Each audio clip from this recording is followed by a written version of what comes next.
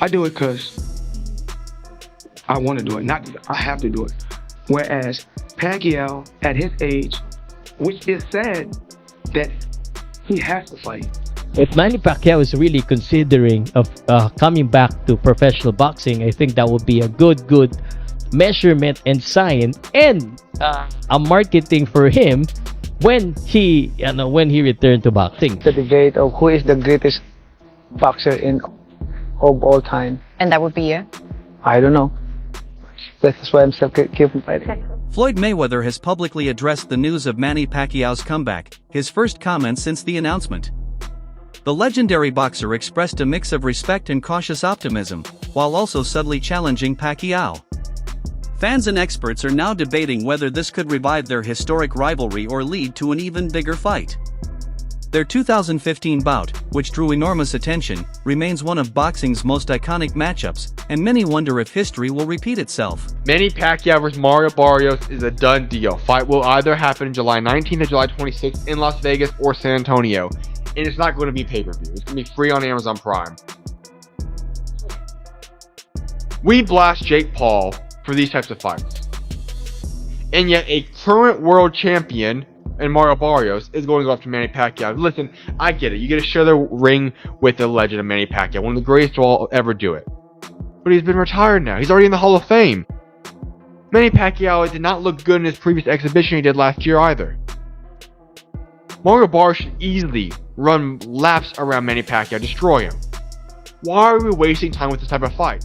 Manny Pacquiao, the Filipino boxing icon and the only fighter to win world titles in 8 different weight classes, plans to return to the ring at age 46. After retiring in 2021, he announced he will challenge Mario Barrios for the WBC welterweight belt in July 2025. This return holds special significance, as the WBC title was Pacquiao's first major championship in 1998, marking the start of his legendary career. What's the next fight you're working? I'm working now. Where? Oh, you're going to New York? No. No. Okay. You know, I told someone, he's one of the main coaches here, and they said, why is Robert Gardner a coach? They thought he was the guy. No, I'm serious. Someone thought that you were the Gardner guy. Blas? Yeah, no, someone seriously, one of the boxing reporters. No, Blas. I said, no, he's yeah, of course, he's a legend. Where is he? What is that? The firefighter. They thought it was Because they saw the videos and they got confused. Oh, Mikey's here. Who's the guy with Mikey?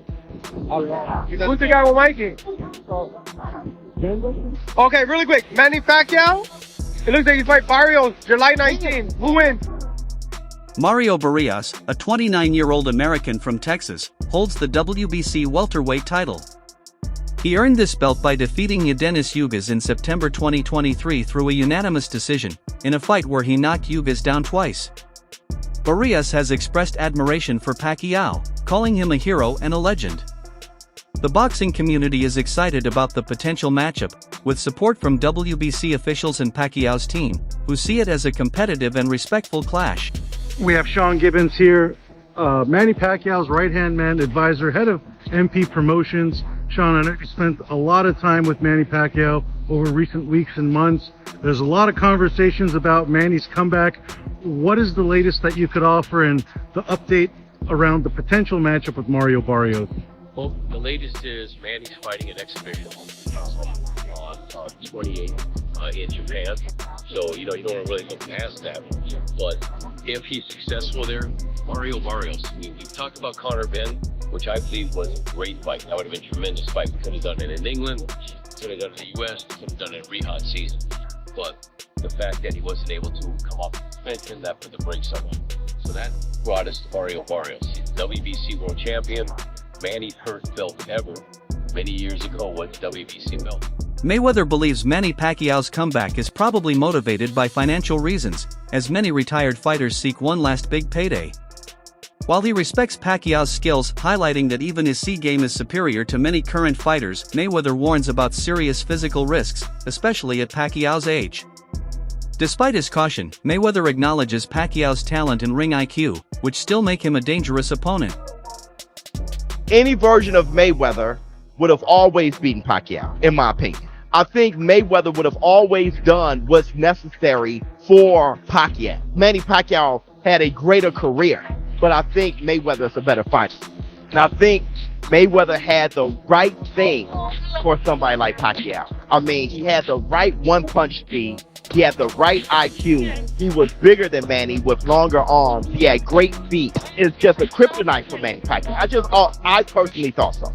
Manny Pacquiao spoke about that. He shouldn't have. Floyd Mayweather. Floyd Mayweather, yeah. Because it's a time and a place for everything. I'm not going to say he's right and I'm not going to say he's wrong. You know, but it's so crazy. When he spoke about it, I could have easily came out and said, yeah, you spoke about it. I ain't have to say nothing. Just by you saying my name, they gave me a check for $4 million. He said my name when he didn't supposed to. Remember I said it's a time and a place for any and every. Their rivalry culminated in the legendary 2015 fight dubbed the Fight of the Century, after over a decade of negotiations.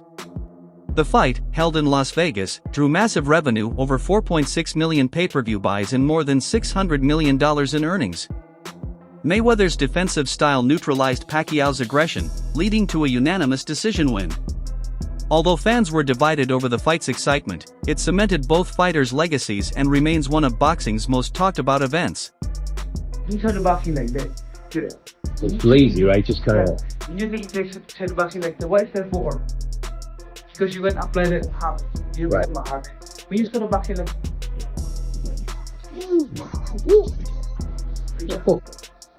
The speed is still there. After retiring, Pacquiao shifted his focus to politics, running for the Philippine Senate. Now, he aims to conclude his boxing career by reclaiming the WBC title, which symbolizes his journey from a young champion to a boxing legend. The planned fight is likely to take place in Las Vegas, with venues like T-Mobile Arena or MGM Grand under consideration, though exact details are still being finalized. His return has sparked debate, with many questioning whether his age will be a disadvantage. He also has a case for greatest fighter, pound for pound, who ever lived. Think about, by the way, I don't think he wins that argument. Sugar Ray Robinson is safely ensconced in that position. But Henry Armstrong, Muhammad Ali, Harry Brebb, Sam Langford, Floyd Mayweather, Pernell Whitaker, whoever else you want to mention, put Pacquiao's resume to those guys. Bill James, the great baseball sabermetrician, had a way of ranking baseball players that I came across as a kid and thought, that's really smart. You have to rank them at their best, and then also over the course of their careers. Because when you have that argument, are you talking about who accomplished the most, or what heights did they reach? What peaks did they reach? Take either for Pacquiao. Take his peak. Was it at 140 pounds when he obliterated Ricky Hatton, Miguel Cotto, and then Oscar De La Hoya, though that was at 147? Was that Pacquiao's peak? Because remember, that's when the Mayweather-Pacquiao hype actually reached fever pitch. Oh my God, these are two of the best fighters we've ever seen. And they're both in their primes, in the same weight class at the same time. In 2024, Pacquiao faced Japanese kickboxer Rokia Ano in an exhibition match, which ended in a draw. Pacquiao later admitted he was only at 60% fitness and hadn't trained hard enough. Boxing experts and promoters have voiced concerns about his age and health risks, cautioning him to consider retirement. Prominent figures like Bob Arum and Ben Shalom have warned that continued fighting could have serious long-term effects, especially neurological damage, and emphasized protecting his health. Pacquiao, it's weird. Danny felt like a big brick. Pacquiao felt like a little brick. Okay? Now, the weird part is Pacquiao's hands just felt heavy. After the fight, I constantly was thinking, why did his fist feel like a rock? You know?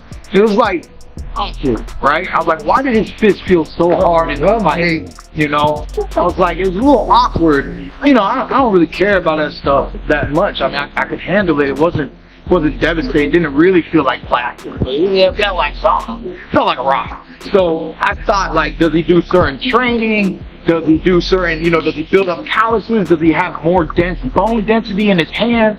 Did they do some Asian stuff? What did they do? Who knows, right? And then looking at the picture, I was like, damn, you know what? Pacquiao was an old school Mexican Raiden. Pacquiao's dedication to training is legendary.